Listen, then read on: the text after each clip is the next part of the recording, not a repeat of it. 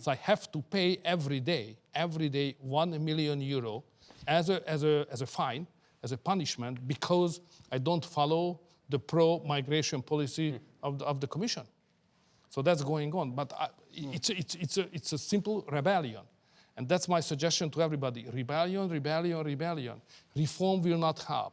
Even they will accept certain push coming from the prime ministers, but they will never change dramatically the structure what we need. But you have an absolute majority.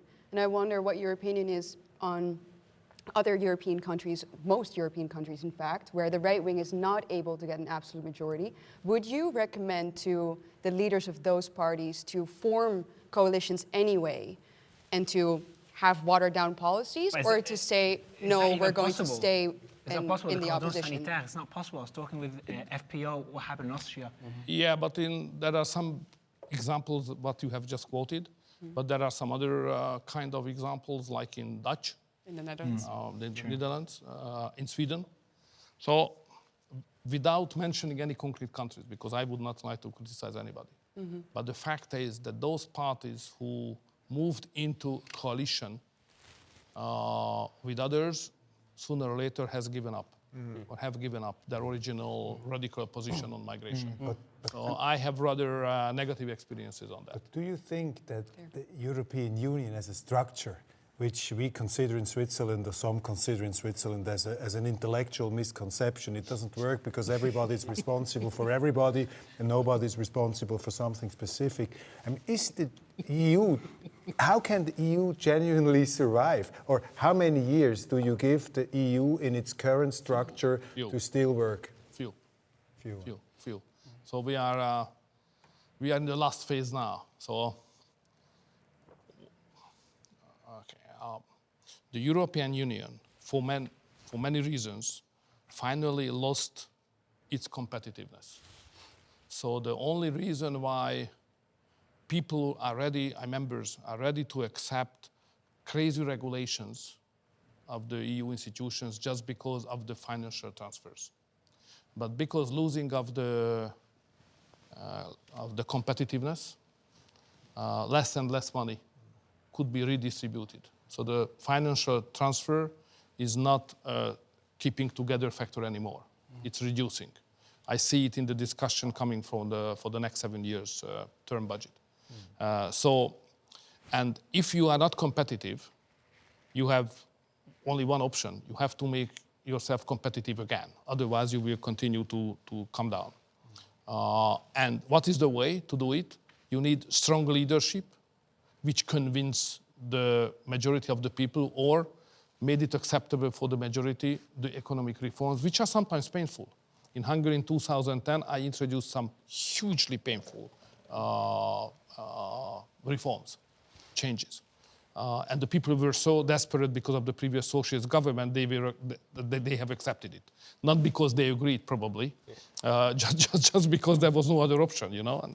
And the previous socialist government destroyed everything. So, and I convinced them to accept it. Let's make a chance for me 2 years to introduce these reforms, which probably painful, but in 2 years' time, you will see the results. And they let the chance for me to happen, and I did so. So that's the reason why the Hungarian economic structure is totally different than any others in the West European societies or European Union. It's not as obvious as the migration or war or gender or pro-family issues, but even the economic structure basically different from the other European ones. But that's another story. So I have some experience how to run dramatic economic reforms to make your country more competitive. But that kind of leadership is lacking in Europe at this moment. So I don't see any country, and not the Brazilian institutions neither, to be able to reform the structure of the European economy to make it more competitive. So if they cannot do that, what is the other option? First, to say intellectual misconception and go home. That's one. But they don't do that. That's the Swiss view. Okay.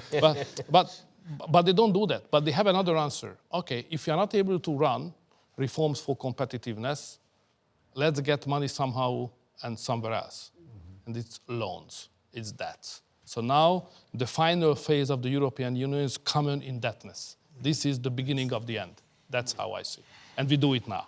And let me go back to the migration topic and how to deal with the demographic winter, because that's the other part of the story. Okay. So how to deal with the fertility rate, for example? So that's the $1 million question anyway. Nobody has a clear pattern which could save the fertility rates and the society as it is without having migration. So it's a real intellectual trap for me. No migration, but committed to maintain the level of the population of the country. So how we can manage it? Nobody has answer to that. At least I try to find an answer. That's the difference. The others don't invest energy to find an answer. They just simply accept, okay, the only solution is migration. That's what they do. But I don't accept it, and I feel by heart it's not a good answer. So we must have another one. So I'm looking for the other one. That's what we call the family policy here in Hungary, which we introduced 10 years ago. It went quite well, very well. Then COVID erupted, and the COVID pushed us back. So now we are in a better shape than we were, but not as good as we reached already, and not as good far as we should be. So that's the reality. But I'm still, but you know what I have got intellectually is that for a good family policy you need 1 or 2 decades permanently. Yeah. And I'm just pushing. So I did so maverick kind. Unusual things you can't imagine. Just now we introduced the no pay tax for the mothers who has at least 2 kids, regardless how old the kids are. Sounds perfect.